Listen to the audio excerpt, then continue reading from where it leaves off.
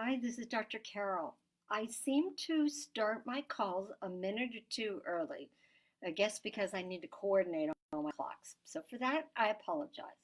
But I know you can go back and watch the beginning. Today's topic is what impact is the coronavirus having on children?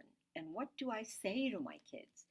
So my children are grown, but I have four and I have a good number of nieces and nephews and great nieces and nephews. Hi Dave, how you doing? And this is a very tough time because what do you say to your kids? There are money problems, right? People have lost their jobs or they're afraid they're going to lose their jobs. Their unemployment hasn't come in yet, and or they're working very long hours because they had to modify their job. There are many, many variables. Parents are working from home and they're teaching their kids at the same time. I don't even know how you do that. I mean, I do know people who are doing it successfully, but mostly people are totally stressed. So, what do you say to your kids about all that's happening? So, the one thing is you want to listen to them. Like, rather than say to them, don't worry. Like, when I was a kid, my dad would tell me, don't worry about that. And then I would get more worried because he was saying, don't worry. So, just listen to what they're saying. Like, is this a worry that they're going to get sick? Is it a worry that you're going to get sick? Is it a worry that school will never go back and they'll never see their friends again? Like children and adults, we tend to kind of sometimes go to the most difficult. So listen to what they're saying and acknowledge them. In other words, if they say they're worried, like just repeat it back and say, wow, sounds like you're worried. Like that's tough. Or if they're in a state of sadness, wow, you miss your best friend, Jennifer. So just first listen to them. Second, acknowledge them. Allow them to express themselves. Hi, Rosalind. Allow them to express themselves. Now, kids express themselves usually through play, and that's a wonderful thing. But if your child or grandchild seems upset, just ask them to draw a picture. I'm trained, to uh, be able to do art therapy, but you do not have to be an art therapist to just say to your child, it seems like you're a little bit upset. Let's draw something. And perhaps the child can express that feeling through their artwork. You don't need to interpret it for them, but just kind of pay attention and maybe ask them some thoughtful questions. Um, the next thing you want to do is think about ways to calm them. For my kids, calming them always meant reading them a story. In fact, even though they're grown, they don't know this, but I'm about to send them a story that I'm reading because it's upsetting for them too, what's going on. It might be music that you play, it might be staying on the routine, having their comfort food, whatever it is that can be calming.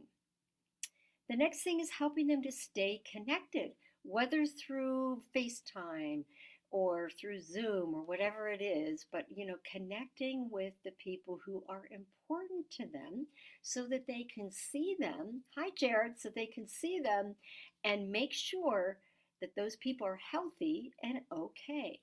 So they want to be able to use whatever means that they have available. The next thing, and I would say this is very important, even though I'm going to list it last, is to downplay the news, to just restrict how much news the kids have access to. Smart kids can go on their smartphones and they can go on their Chromebooks and their iPads and they can see a lot of what's happening. But try not to dwell in the details with your children or your grandchildren because it's not going to make them feel any better. It's only going to make them feel a bit more out of control. Now, if your child knows what's going on, just talk to them about it and reassure them. There's a book that was written a long time ago by Fred Rogers. And of course, I should have looked this up before I got on the call. But his book was about talking to children about death. And so we're not talking about death here, but in many ways, children are experiencing a grieving about their lives as they knew them. their lives, meaning they went to school, they played softball, they did cheerleading, they did football, they did all of these social activities. So, be mindful that you just want to hear them and not try to change their minds. And a lot of the time, just listening will take away the anxiety and the sadness and the panic. So those were my thoughts and my tips for today. I was so lucky yesterday.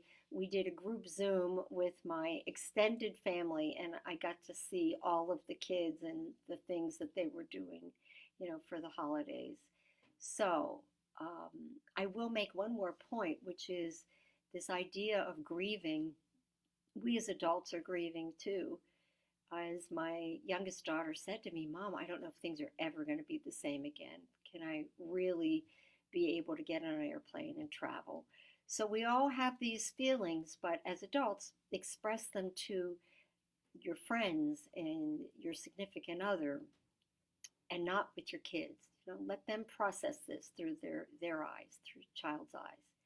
All right, thanks. Thanks for joining me, and I will come back on tomorrow with a different topic. I think tomorrow we'll be talking a bit about what's it like with the stay-at-home work and how is it going for people, the stress that that causes, and some suggestions about how to work through that. So everyone take care, and thank you for being here. Bye.